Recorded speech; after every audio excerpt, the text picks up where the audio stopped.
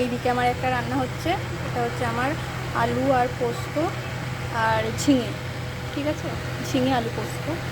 এতে আমার দিয়ে আছে, এতেও আমার সব রকম বাটা দিয়েছে, এতে চার মগজ দিয়েছি, আর দিয়েছি একটু সরিষা দিয়েছি, কাজু বাদাম দিয়েছি, এতেও আমার বাটা আছে, ঠিক আছে। এটা রেসিপিটাও আমি দিয়ে দেবো, এটাও সুন্দর কালার আসছে, ঠিক আছে। সামান্য হালকা করে চিনি দিয়েছি, ঠিক আছে। এটা আমি একদম শুকনো শুকনো করবো, গ্রেভি থাকবে না এটা। আর এটার আমি গ্রেভি রাখবো, দই কাতলাটার গ্রেভি রাখবো। চলো কীভাবে রান্না করছি দই কাতলাটা আমি দেখিয়ে দিচ্ছি, ঠিক আছে। আমি আধা ঘন্টা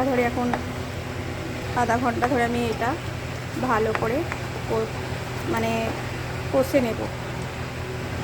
চলো।